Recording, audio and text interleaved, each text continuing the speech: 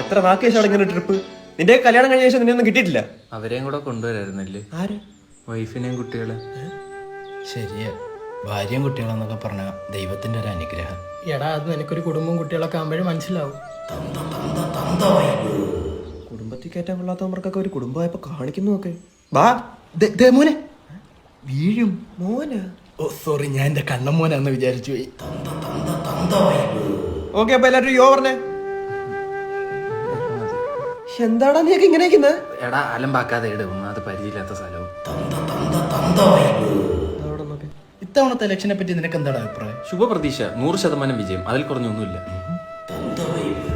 ഇന്നലെ എന്റെ വൈഫിന്റെ അച്ഛൻ വീട്ടിൽ ഉണ്ടായിരുന്നല്ലേ? അത് പറഞ്ഞപ്പോഴാണ് ഇന്നലെ ഒരു മുട്ട മിറ്റ് കിടന്നു. ഇന്നലെ കഴിച്ചോണ്ടിരിക്കാതെ 2 തവി ചോറൂടെ അധികം ഇട്ട് പുള്ളി എന്റെ അടുത്ത് പറയാം, ഇത് തീറ്റ മത്സരമല്ലെന്ന്.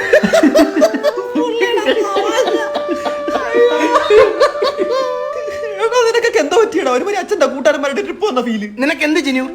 മിസ്ബിഹേവ് അല്ലേ? ബിഹേവ്. ഓ, നിന്നെയൊക്കെ ഓണാക്കാൻ പറ്റിയ സാധനം എന്റെ ഉണ്ട്. നീ മറ്റേ ഷർട്ട് പിക്കുണ്ടായിരുന്നോ? ഇല്ല. കല്യാണം കഴിച്ച് പോണ്ട ഒരു കുട്ടിയല്ലേടാ അത്? ഒരുമാതിരി ചെറ്റത്തരം കാണിക്കരുത്, തൊട്ടിച്ചാടി. അയ്യേ തന്തമാര് പറഞ്ഞു നീ.